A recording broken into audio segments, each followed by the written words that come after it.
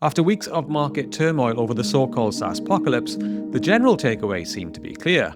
Yes, AI makes it easier than ever to clone software, but in reality, most tech companies wouldn't dream of building and maintaining full-blown clones of huge SaaS products. But this week, OpenAI blew that theory apart. We'll take a closer look at what they've been building, what triggered it in the first place, and what this could all mean for product teams. Plus, new data shows how Google's AI overviews are hammering traffic to tech publications, Anthropic comes out on top after a political fallout with OpenAI and the US government, and why a new alternative to Figma for designers is one of the fastest growing SaaS companies in the US right now. So stay tuned for all of that and more, and as always, if you do enjoy the briefing, then hit the like and the subscribe button. So we'll start with one of the biggest stories for product builders this week, which is a new report that OpenAI's own engineers have built their own in-house alternative to GitHub. In this piece over on the information, they say that OpenAI's engineers have built a new tool that lets software engineers store, share, and collaborate on code in much the same way they would do with GitHub. According to this leak, the new cloned product is still a few months away from being finished, but what's interesting to me at least is the impetus for this decision in the first place. The piece says that the decision to embark on this new product came after OpenAI's engineers, like other GitHub customers, experienced an increase in outages that took GitHub offline in recent months. These outages prevented engineers from making changes or collaborating on code for anywhere from between a few minutes to a few hours. So when faced with hours of downtime that blocked them from carrying on with their work, a bunch of frustrated engineers did what engineers are naturally inclined to do.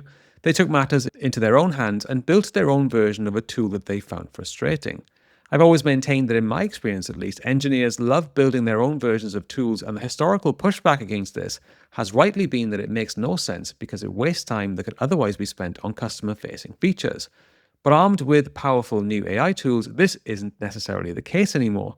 And so what we're seeing here is potentially a direct result of this new era. Frustrated engineers can now build their own versions of tools that they think they can improve upon, and while this is an internal tool right now, this new version of GitHub has the potential to be bundled in with OpenAI's other coding products like Codex. For tech companies, this could open up a new playbook where internal tools are built in-house in record time to improve some bottleneck or some problem internally, only for them to eventually be productized into a consumer-facing product. There are plenty of historical examples of this playbook in action. So, for example, Slack was initially developed as an internal comms tool for a gaming company called Tiny Speck during a development of a game called Glitch. Now, the game flopped, but the internal product they built, Slack, didn't. Atlassian's Jira was also built as an internal tracking tool for developers before it became a product for others to use. And Asana was originally developed as an internal project management tool.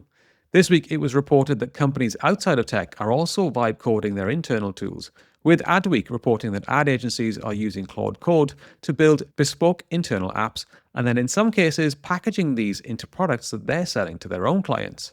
One example is Havas's Brand Insights AI, which is a GEO product built using Claude Code and Replit. The tool generates prompts based on a client's brand, runs them across multiple different models, and analyzes how often a brand appears in responses, including citations. AI is making the development of internal tooling easier, but crucially, it is also making it easy to package these tools into products that can then be sold on to customers. But with AI augmentation, the speed of this process could also increase dramatically. This week, Chrome confirmed that it is now moving to a faster release cycle, as AI browsers challenge its dominance, with Chrome now moving from a 4-week to a 2-week schedule starting from September. And Notion confirmed a similar move, with Zach Trottar from the company confirming that for every Tuesday for the next 10 weeks, they'll be releasing new features and improvements to the company's AI Meetings Notes tool. Not only that, but on Notion's homepage, they are now explicitly marketing themselves as an AI company that can replace all of the other SaaS products that you currently pay for. If companies with the engineering power of OpenAI and Anthropic were to add a similar component to their own homepages, with a list of all the products that they could replace, then I dread to think what the market reaction would be to that. So if we put all of this together, then we have a powerful new set of trends converging. Internal tooling is now being built by engineers and non-engineers to solve problems. Release cycles are speeding up as companies are forced to react to new challenges, and AI makes it easier to ship stuff more frequently. And once built, these internal tools are then getting packaged up and sold to external customers. For OpenAI, it's unlikely that they'll release this internal version of GitHub because of their ongoing strategic partnership with Microsoft. But for companies who have no such strategic loyalty, we could start to see some real contenders emerge as new alternative options that started life as internal tools, but with the potential to disrupt or displace massive companies like GitHub. What do you think? Has AI actually changed the build versus buy calculus? Or are engineers just doing what they've always wanted to do? Let me know in the comments below. Elsewhere this week, new data has emerged showing the brutal impact Google's AI mode seems to be having on organic traffic. And a new feature this week could exacerbate this further. So this is a report from an SEO agency called Grotica, using data pulled from a href which compares peak traffic from 2024 with the latest data from 2026. And as you can see, it shows massive declines in tech publications of up to 97% for websites like Digital Trends or 85% for sites like The Verge. A former Verge writer, Alex Heath, said that these traffic declines also represent directionally aligned revenue declines. Needless to say that for tech companies reliant on organic traffic, things are not looking good. And this week, Google rolled out an impressive new feature in AI mode to all users in the US. This is called Canvas, and it gives users a dynamic space to organize plans and projects directly inside Google's AI mode's UI. Google's product leader for AI mode, Rose Yao, says that there are also plans to add support for coding and creative writing tasks with custom dashboards, and that her favorite use case right now is planning summer camps for her kids in SF. If Google continues to add more and more features to this canvas, it's easy to envisage a future where a user has no need to leave Canvas for managing their projects, and with AI coding on the way, AI mode could become even more powerful. This week, Google has also released a new workspace command line tool, which gives AI agents access to tools like Google Drive, Gmail, Calendar, and pretty much every workspace API. So this was announced on X by Google's cloud director, Adi Osmani, and in many ways, this is also excellent news for users of Claude Code. Claude Code's engineer, Felix Riesberg, said he's excited by just how powerful this could be for their shared users. And on a practical level, this means that you'll now be able to do things like scan your inbox, search or organize files and folders, and create and edit Google Docs programmatically. So I'll put the link in the description to this, but despite this being shared by a Google director and having all of the official looking branding, it is also worth pointing out that there's a big disclaimer in the docs saying that this is not an official Google product. So that's just something worth bearing in mind if you are going to experiment with this.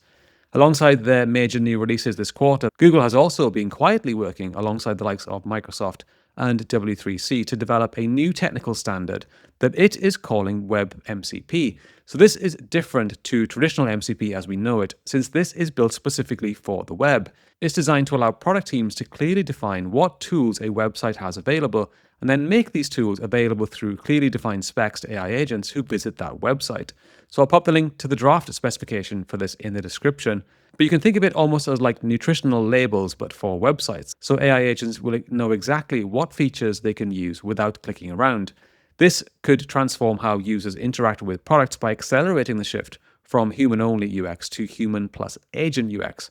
And if you want to learn more about this concept in this week's knowledge series over on the Department of Product Substack newsletter, I take a closer look at this spec in more detail, along with the most important things to know about it, as well as some hands-on live demos. So check that one out over on the Substack if you're interested in learning more. Okay, so now let's move on to some data and trends from the week. And the big story from this week is the fallout from the decision of the US government to blacklist Anthropic's models.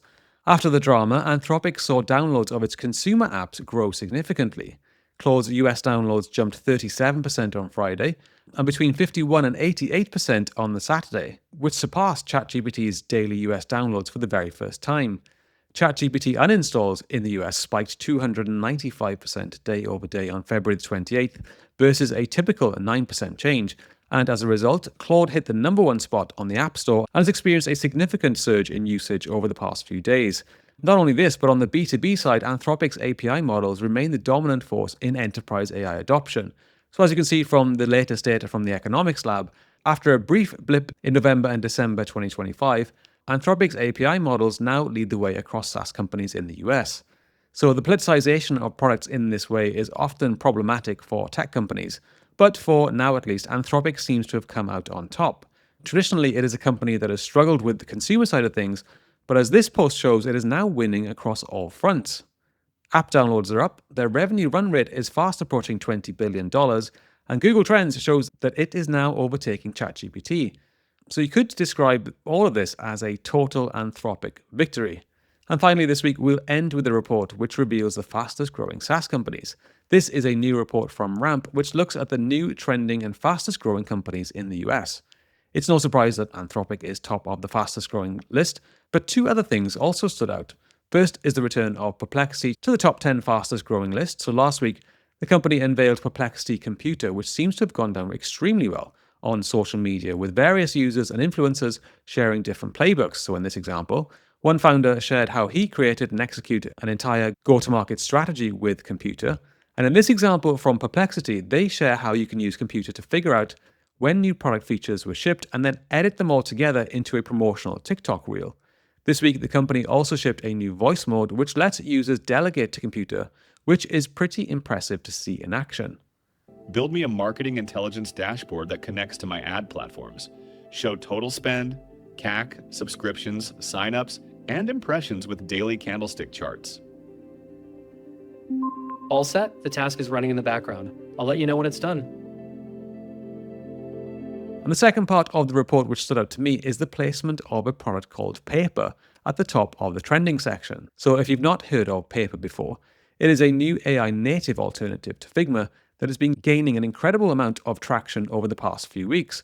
So this works by generating real front-end code rather than vector-based graphics, as is the case with Figma. And the response from the designer community so far has been pretty incredible. As this designer says, for him at least, it represents exactly what he wants his design workflow to look at. So whether it's OpenAI cloning GitHub, or Google killing organic traffic, or a Figma challenger appearing pretty much out of nowhere, the message is pretty much the same. No product is safe right now. But that's what makes this AI era so exciting. And on that note, I'll leave it there for this week. Thanks very much for listening and watching. I'll be back next week with another briefing.